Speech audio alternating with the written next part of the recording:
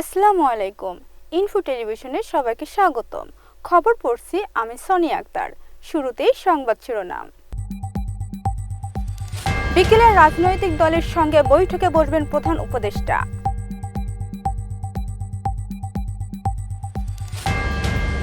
ভারতীয় আগ্রাসনের প্রতিবাদে জাতীয় ঐক্য ডাক 12 দলীয় জোটের। গাজা জুড়ে ইসরায়েলের হামলায় নিহত আরও 36 ফিলিস্তিনি। স্বস্তি নিয়ে শেষ বাংলাদেশের টেস্ট চ্যাম্পিয়নশিপ পর্ব।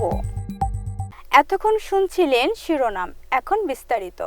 দেশের চলমান বিভিন্ন ইস্যুতে রাজনৈতিক দলগুলোর সঙ্গে বৈঠকে বসতে যাচ্ছে অন্তর্বর্তীকালীন সরকারের প্রধান উপদেষ্টা ডক্টর মোহাম্মদ ইউনূস। বুধবার 4 ডিসেম্বর বিকেল 4টায় এই বৈঠক শুরু হবে। এর আগে মঙ্গলবার 3 ডিসেম্বর রাজধানীর ফরেন সার্ভিস একাডেমিতে এক সংবাদ সম্মেলনে প্রধান উপদেষ্টার প্রেস সচিব শফিকুল আলম বৈঠকে বসার এ তথ্য জানান। ভারতের আগারতলায় বাংলাদেশ উপ হাই কমিশনে হামলা, কর্মকর্তাদের মারধর ও জাতীয় পতাকা পুড়িয়ে ফেলার ঘটনা নিন্দা জানিয়েছে 12 দলীয় জোট। একই সঙ্গে ভারতীয় হাসপাতালে বাংলাদেশি রোগীদের চিকিৎসা সেবা বন্ধ এবং ত্রিপুরার সব হোটেলে বাংলাদেশিদের অবস্থান করতে না দেওয়ার প্রতিবাদ জানায় তারা। মঙ্গলবার 3 ডিসেম্বরে রাজধানী খিলগাঁওয়ে জোটের অস্থায়ী কার্যালয়ে 12 দলীয় জোটের সভায় নেতারা এসব কথা বলেন।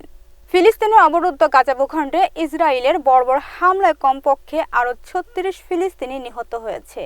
এতে করে উপত্যকাটিতে নিহতের মোট সংখ্যা 40,500 ছাড়িয়ে গেছে। এছাড়া গত বছরের অক্টোবর থেকে চলা এই হামলার আহত হয়েছে আরও লক্ষাধিক ফিলিস্তিনি। টেস্ট চ্যাম্পিয়নশিপের চক্রের শেষটা অন্তত ভালো হলো বাংলাদেশের জন্য। আগের 2 চক্রে একেবারেই তলান্বিত থাকা দলটা এবার এখন পর্যন্ত কাছে 9ম স্থানে। খুব বেশি বলার মতো কোনো অর্জন না হলেও নিজেদের অতীত দেখে একটু তৃপ্তি পেতেও দোষ হয় না। টেস্ট চ্যাম্পিয়নশিপের আগের 2 চক্রের চেয়ে এবারের যে জয়টা অনেক বেশি। এতক্ষণ ইনফো টেলিভিশনের সাথে থাকার জন্য ধন্যবাদ। আমাদের সকল নিউজ দেখার জন্য www.infotvbd.com অথবা আমাদের ফেসবুক পেজ ও ইউটিউব চ্যানেলে ভিজিট করুন।